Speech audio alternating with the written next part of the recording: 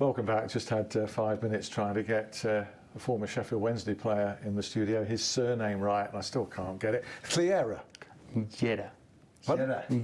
Llera. Llera. Miguel. I'm right with Miguel. Miguel is right.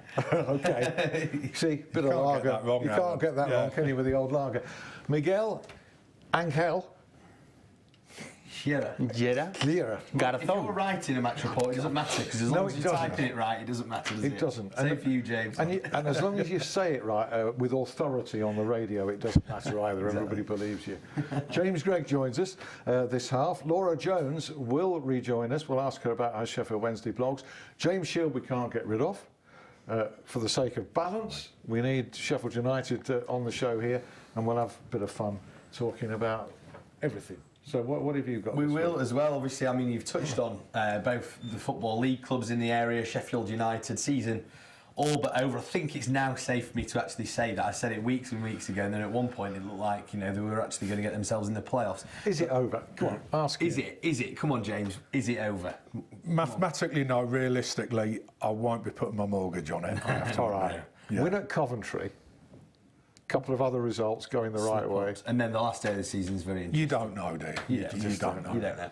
Well, you know, I'm sure that all fans will agree with that analogy from both myself and James as well. Goalless draw at home to Barnsley, put paid to that. Big game for Wednesday, though, on Saturday. 6th versus 7th. Touched on that in the first half. But if you have just joined us, 4 points ahead, 2 games left. Draw is good enough to make sure that the Owls don't end their season at Molineux next week. But I'm sure that Carlos, as you said in the Sheffield Telegraph, will be going for all 3 points. And listen, even if they have to win at Molineux, all bases are covered because Miguel here has put his scouting report on. Exactly, yeah. So hopefully they can rip that up for you. Eh? Yeah. It's better we don't need the point over there. Yeah, it won't pay. He won't have to pay you for it if Wednesday win or draw on Saturday. He won't have to pay you for that.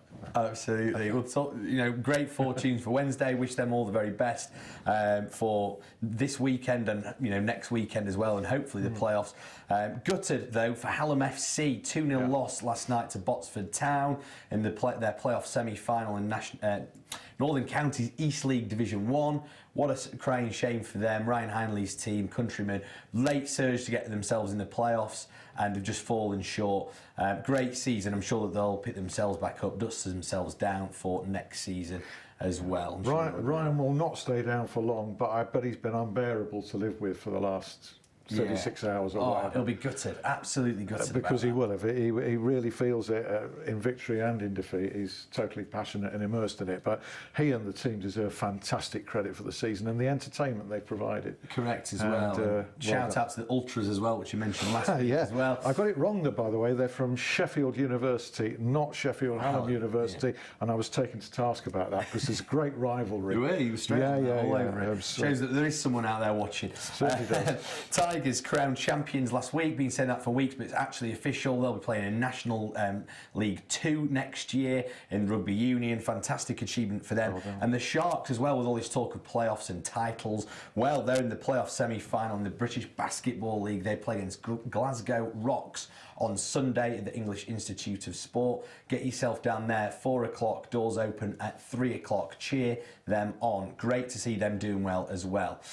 Eagles now, well, Mark Aston's absolutely spewing. Dewsbury Rams, they play tomorrow at home. Big losses to London Broncos, Oldham, Bradford Bulls in recent weeks, really making his blood boil. He's gone to town on them, saying that some players need to have a good hard look at themselves, and I'm sure that is just the kick up the backside that they need ahead of tomorrow's game. Finally, cricket season started. If you're looking behind us, by the way, the green screen, that is exactly what it is. It's a green screen. So the weather may look all right behind us, but it's probably not. Optical illusion, yeah, absolutely. It's magic. I still don't know how it works. It always looks, even when it's dark, it still looks like that. But cricket season has started, looking a bit ropey for the weekend. Collegiate, big win away at Cleethorpes for them, and newly formed side Sheffield and Phoenix United.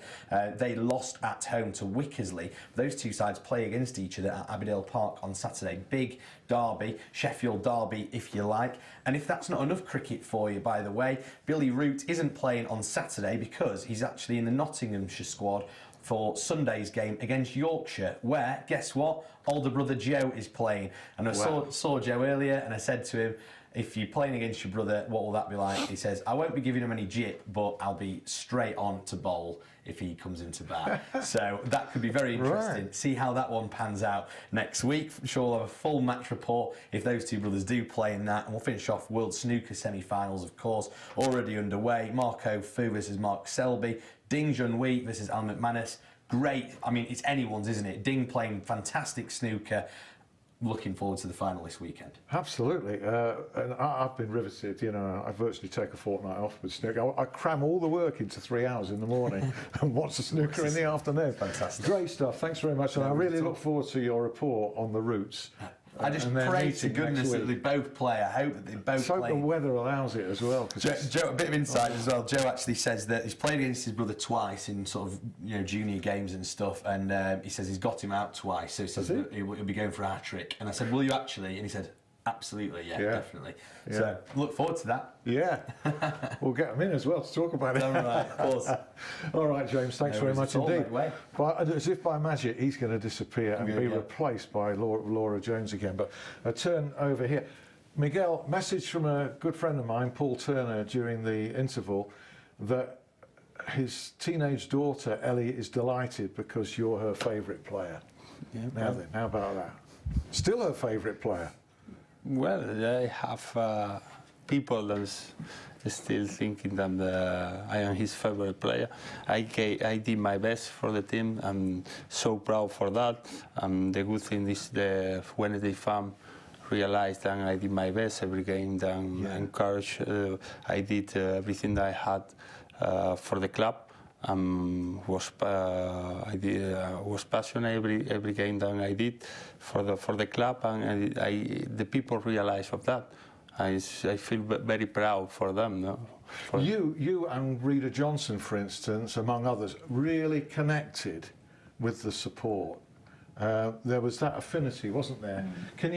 Did you feel that as well, Laura? Yeah, they're always sort of talismanic kind of footballers at the club, and Miguel will always be one because of his part in the 2011-2012 promotion season. That was the season. I mean, the iconic sort of memory is the Wycombe Wanderers game at the last game of the season, and Miguel being held up on the shoulders of the fans when they did the pitch invasion. It's things like that stick in the memory. They really took you, and it was to do with that committed style. Okay, you made mistakes at times, didn't you?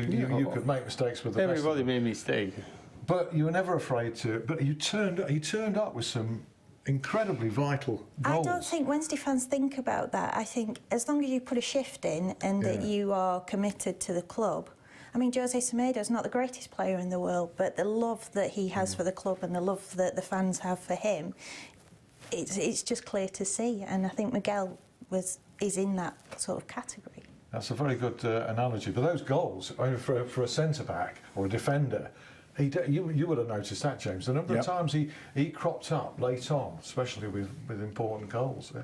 Well, it's character, isn't it? And we can talk about systems, we can talk about formations, we can talk, this, that and the other. You could go on all day about it, but it just comes down to, I was going to say another word then and I won't, but it's just character. I know the word I mean, I go back to the last sort of what I would call great Sheffield United side that I sort of covered. It was the team that got promoted out of the Championship into the Premier League. And I think with respect to them, when you speak to some of the players involved in it, they would say, we weren't necessarily the most talented team in that division. A couple of the ones I've spoken to have said there were possibly 5 or 6 other teams that individually were a lot more talented on a one-to-one basis than we were, but they were horrible to play against. Yeah. And by that, I don't mean that they would kick you. Listen, they could do a little bit of that. Yeah. But it wasn't just, they would foul. It wasn't a team full of Vinnie Joneses or Chopper Harrises or people like that, but they just had that hard-nosed edge that I think when teams turned up, they knew this is going to be a dogfight. Not only a physical one, but a mental one too. And that feeling's gone from Bramall Lane. Certainly this season, there was no fear for the opposition, no apprehension. Sheffield United didn't even look like Sheffield United in that anaemic strip, did they? Well, you sense that. It was interesting for me at the start of the season to see that. I know it's a cliche, and I know people roll their eyes and raise their eyebrows, when you mentioned this, but the first couple of seasons down in League One, you could see that teams were wary about playing there. And you would get good teams who perform well in that division, sitting behind the ball, you know, looking to grind something out, maybe nick a 1-0 or all of that stuff. Yeah. But I think at the start of this season, possibly just towards the end of last as well, you could see clubs turning up to have a go. And I think some of that sort of aura had gone possibly. Yeah. Because you could see, you know, clubs with respect, smaller teams in the division, Yeah. they weren't pensive about playing there anymore. Now, I think they're just starting to get a little bit of that back now. Just at the end of the season. It's too late. I suspect it's going to be too late. Yeah. But I think they're just, so hopefully it's moving in the right direction. But Seems to be, doesn't it? You've just seen, I think, with the poor start, even, you know, that coloured the way that they were playing games even in March, because the one that stands out for me is Southend, where, you know, they go into it, they need a win. Yeah.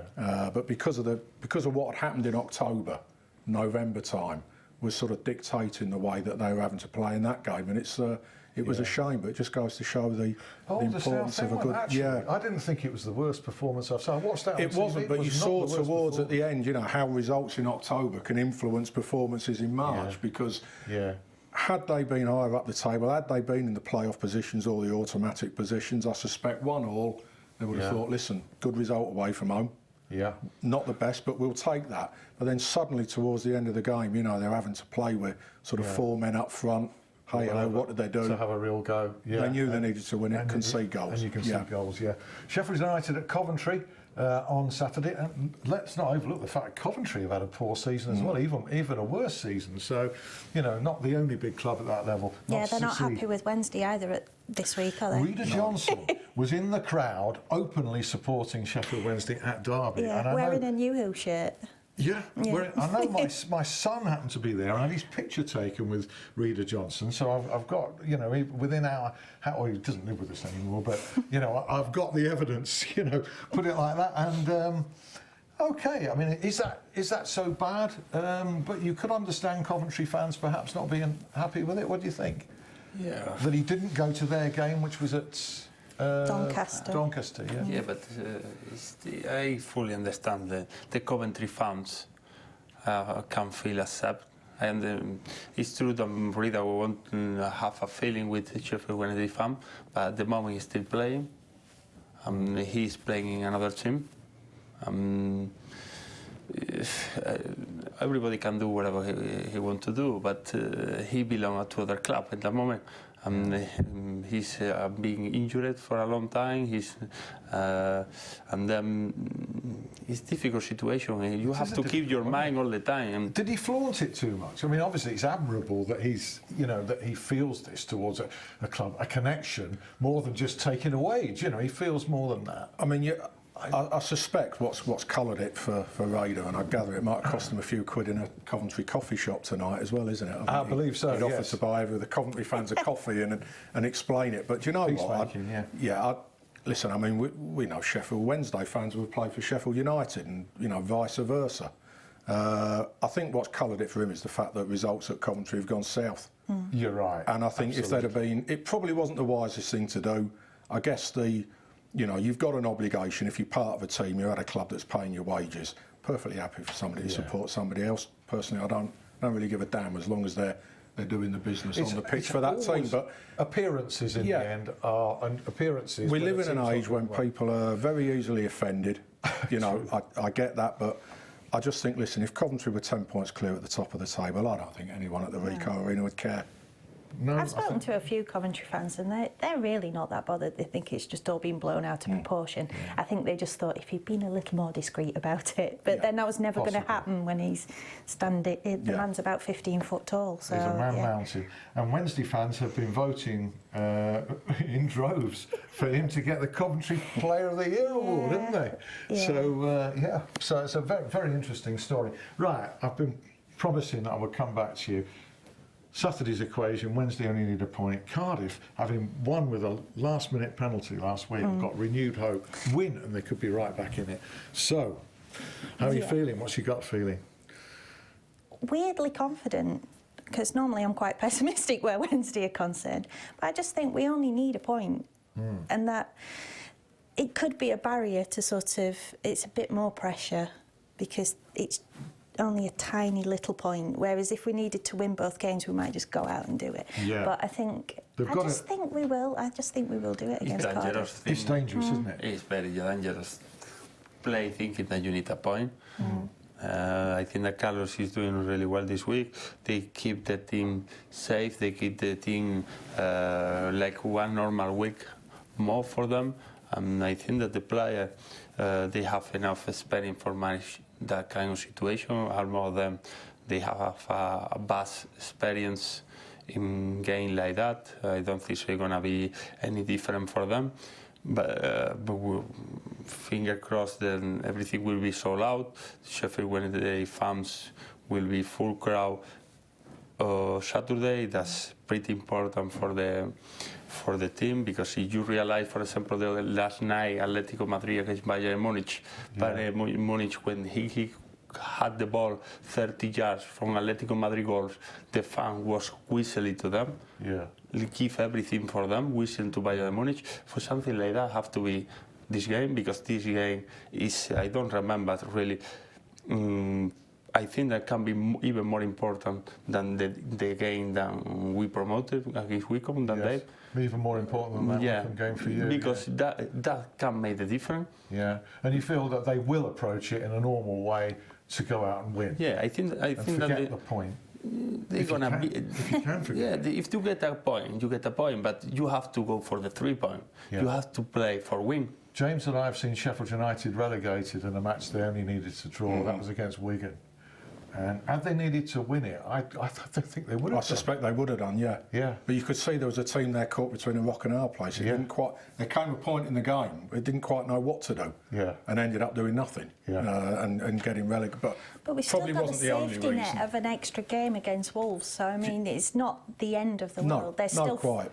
6 points to I'll pick tell you up as well. there, I'm gonna wave the Sheffield United flag here as well, and I'm gonna just wrestle this back into that direction. It amazes me actually. I was going to say not more has been made of Russell's connections at Cardiff City, Russell of course. Slade, yes. With is a big Sheffield United man, so he'll. Yes. I mean, I'll declare a personal interest. I know Russ, and he's done a.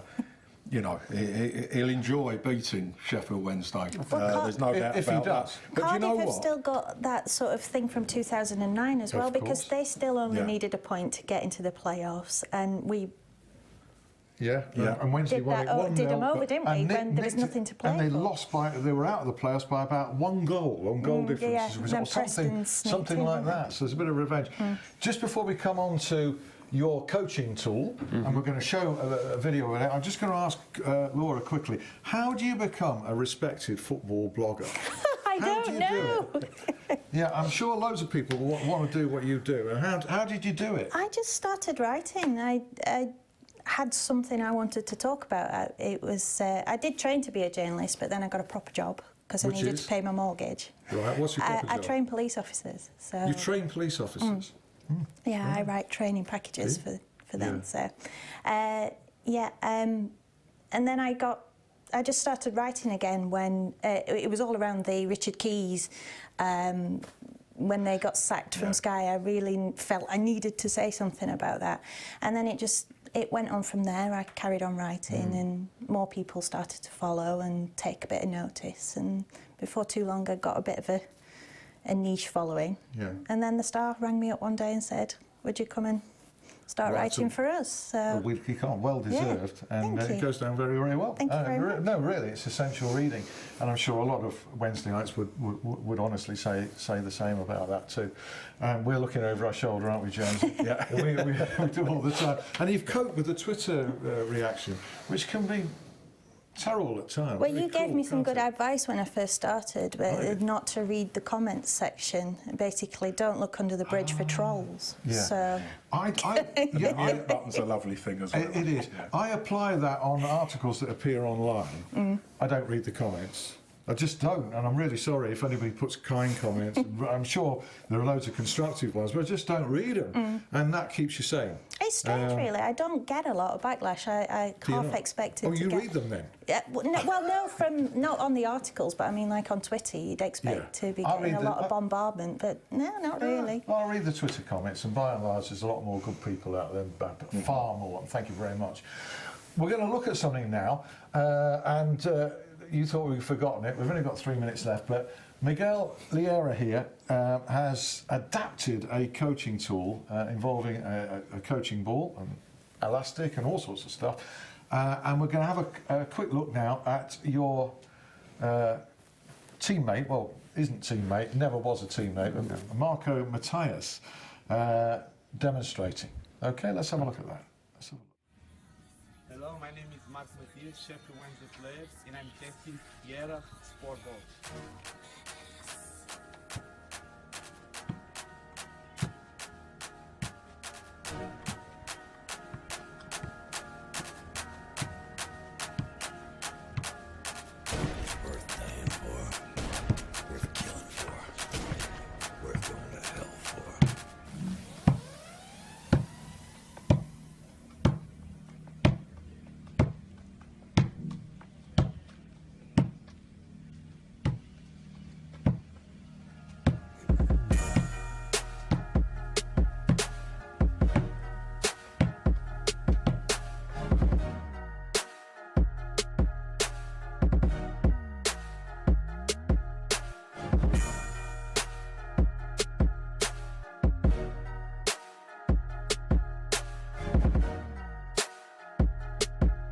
Skewed off and somebody's got to fetch it or whatever like that. So, okay, we're back with you. Thank you for bringing that film to our attention. I'm sure it'll do you some good. Is it going down well? Are people? Yeah, the people love it because something. Yeah, the demand is huge. I am using in my own academy. The kids love it, and the most important works. You see kids after 3 weeks. Yeah. They started to make the move of kicking the ball with the side of the foot properly, kicking with the laces properly, because when they start to use it, they are kicking the ball with the shin pad. Yeah. And they have to learn. You see, he's kicking the ball 50 times per minute. Yeah. And James, it's a bit like watching you and I in action there, wasn't it? Really? There was something a little bit hypnotic about that, wasn't there? Yeah, it was. Always the ball's permanently under control. Thank you ever so much, all of you, for coming in. I've been intrigued since the start of the show. You've got a I brought a gift for you. Pardon? One special gift for you. For me? For me or for your niece or. Well, never mind for my niece or nephew or son. What about for me? What about for me? I could use it more than any of them. Yeah. I tell you what. Now we want to see you doing that, Alan. Yeah. The microphone lead won't stretch. That's my excuse. Cop out. Hey, what about that? Thank you ever so much, Miguel. You're welcome. I'm not used to guests bringing gifts. You know, guests with gifts can come any time. Thanks to the guys behind the glass as well. We usually have Baz there, Greg, Phil, people that don't get a mention, and as well helps with the show, and I really appreciate all the guys behind the glass because they do a fantastic job, the fellas behind the camera, without whom we couldn't do this show, and James Gregg as well with his roundup. If you missed any of this, it's well worth recapping either at 11 p.m. Tonight or on my YouTube channel to be running there for the next few days. Miguel, thank you very much. James, thank you. Sure. Laura, thanks very much. Pleasure. And we keep our fingers crossed that all those results go the way we hope they do over the weekend. Thanks for watching. See you next week. Bye now. Bye.